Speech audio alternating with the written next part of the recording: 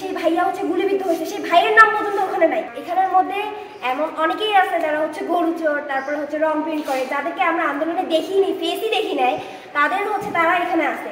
যারা এই টাকার বিনিময়ে লালমনিরহাট জেলা বৈষম্য বিরোধী কমিটিটা নিয়ে এসেছে এবং যারা মানুষের কথার সুপারিশে এবং নিজের স্বার্থ হাসিলের জন্য নিজের বন্ধু বান্ধব আত্মীয় স্বজনদের এই কমিটির মধ্যে রাখা হয়েছে, তাদেরকে কমিটি থেকে বহিষ্কারকৃত করতে হবে এবং এই কমিটিটি স্থগিত করতে হবে। যত দ্রুত সম্ভব কমিটি স্থগিত করে সুষ্ঠুভাবে লালমনিরহাটে এসে পরিদর্শন করে যারা আমরা আন্দোলন করেছি তাদের সাথে পরামর্শ করে পরবর্তী এই কমিটি নিয়ে পূর্ণাঙ্গ হোক, আহ্বায়ক কমিটি হোক, তারা নতুন করে আবার এই কমিটিটি পুনর্গঠন করবে। আমাদের এই সবারই এটাই প্রত্যাশা, এটাই ব্যর্থ তাদের কাছে যে আসলে এরকম একটা কমিটি হওয়ার পরে লালমনিরহাটে আমরা যারা আন্দোলন করেছি তারা আজকে আমরা সবাই হতাশাজনকভাবে, আসলে বিষয়টা খুবই কষ্টজনক যে এখানে আমাদের একজন গুলিবিদ্ধ হয়েছে, একজন কই গেল ইমরান, আমাদের একজন গুলিবিদ্ধ হয়েছে।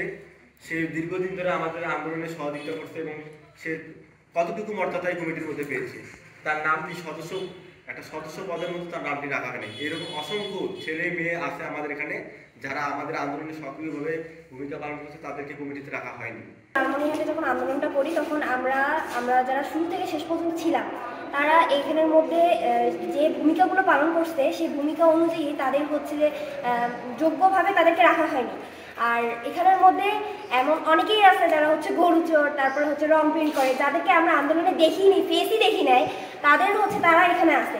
মাঠের অলরাউন্ডার আমি, আর ঘরের allrounder Tylox. Tylox toilet cleaner, clean মানেই টাইলক্স। আর রঙের কাজ, তারপরে হচ্ছে পরিষ্কার পরিচ্ছন্ন, আপনারা ভালো করেই জানেন লালমনিরহাটে পরিষ্কার পরিচ্ছন্ন এগুলো আমরা করছি। এগুলোর মধ্যে যারা অংশগ্রহণ করছে তাদের নাম দেওয়া হয়েছে। আর আমরা যারা হচ্ছে শুরু থেকে শেষ পর্যন্ত ছিলাম, ইভেন যেদিন হচ্ছে রাষ্ট্রীয় শোক প্রত্যাখ্যান করা হয়, ওই দিন হচ্ছে আমি আন্দোলন করার পর আমি টানা আন্দোলন করি, যে সকাল 10টার সময় বাসা থেকে বের হয়ে আসি, দেখা যায় যে এই টাইমে মানে সন্ধ্যার টাইমে বাসায় যাই।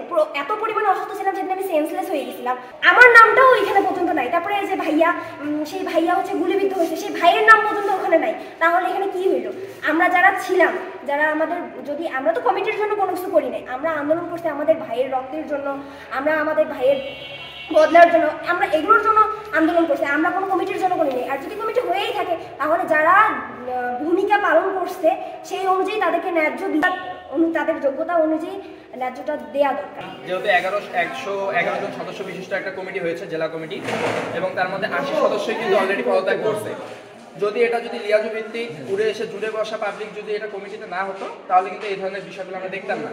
যদি সঠিকদেরকে মূল্যায়ন করা হতো তবে কিন্তু আমরা এই পদত্যাগের এই বিষয়গুলো সামনে আসতো না। যার কারণে পদত্যাগের বিষয়গুলো সামনে আসার একটাই মাত্রই কারণ, যারা উড়ে এসে জুড়ে বসেছে এবং অযোগ্যদের মূল্যায়ন করা হয়েছে, বিপ্লবীদেরকে পিছিয়ে দেওয়া হয়েছে।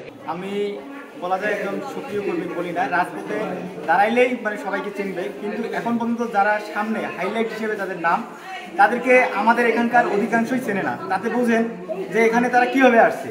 তারা ছিল রং মিস্ত্রির কারিগর।